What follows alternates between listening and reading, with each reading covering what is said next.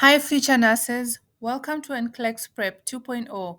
Here, we make nursing school simple and help you ace your NCLEX with no sweat. Let's talk about nursing prioritization. I will be showing you how to ace prioritization questions using Maslow's hierarchy of needs formula.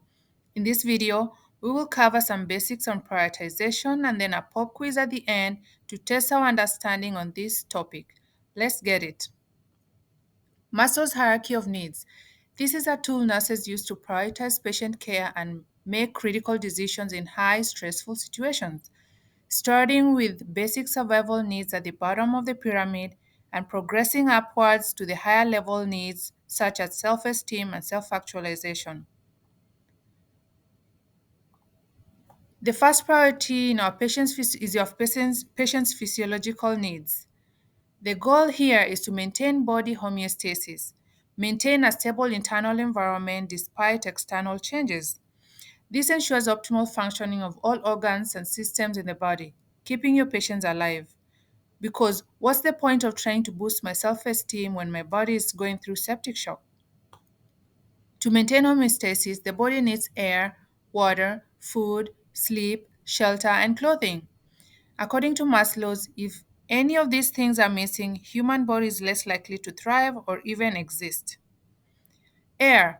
Is your patient's airway patent and can they keep it patent indefinitely? So I'm talking about obstruction of the airway or inability to maintain a patent airway. For example, your patient is swelling in their airway because of anaphylactic reaction, or maybe they have a stridor, or maybe they have a physical mechanical or something, an object in the airway. Breathing. How's the patient breathing? Do they have increased work of breathing? Are they breathing awkward, weird? Do they have a pneumothorax, tension pneumothorax? Do they have respiratory depression? You need to address the airway first and then breathing. Water. Is your patient able to maintain a good circulation to keep that oxygen moving and then bring out CO2 and expel it to take nutrition into the tissues and the cells? If this is compromised, it can be detrimental to the health of your patient and the survivability of your patient. Food. In terms of food here, we are talking about electrolyte imbalances. We want to address these issues, especially patients who have been starving, malnutrition, or have anorexia nervosa, or they have been having hyperemesis. That means they've been vomiting for quite some time. So address their electrolytes. Sleep, shelter, clothing. All these things are necessary for the body's ability to survive. For example, if your patient is hypothermic or hyperthermic, this can be detrimental to the success of your patient's healing process. If they are hyperthermic, they have a very high fever, they're likely to go into seizure. If they're hypothermic, everything is cooling down, and that means the brain cells will stop functioning as fast, and your patient may stop breathing. So, how do we prioritize within this level of pyramid? As you can see, there are different levels under these physiological needs. So, the answer is your ABCs: airway, breathing, circulation. Make sure your patient's airway is intact before you do anything else. What's the point of giving me IV bolus if I'm not breathing or basically I'm dead? So, again, guys, let me make this clear. The only time circulation comes before airway is if there is mass bleeding. For example, in motor vehicle accidents, triple A rupture, because in these situations, your patient is profusely bleeding and they can die.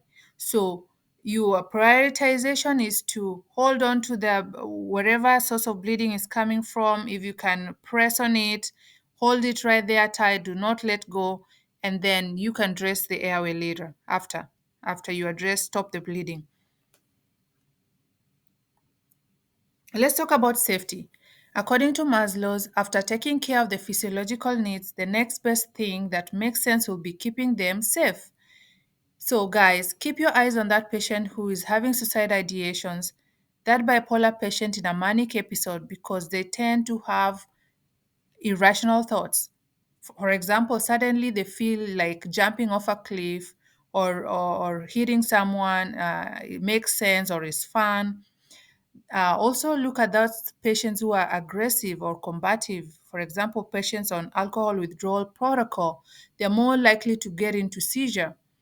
Keep your eyes on the high fall risk patients, patients who are dizzy, have vertigo, on blood pressure medications, and they're prone to having orthostatic hypotension, patients who are demented or confused. Also, don't forget about patients who are threatening to pull out their IV, Foley, or self extubate because this can harm your patient. Guys, this is just an example of my list of safety. The list is endless. The whole point is number one, address your patient's homeostasis or the psychological needs, then keep them safe, and then go work up the pyramid. That's it, guys, with the content. Let's go get into the quiz. I have 3 questions with answer and rationale. You can always pause the video, look at the question, take your time, and check the answer. At the end of it, let me know in the comment section how much you scored. Did you score 3 out of 2, out of 3? Let's go.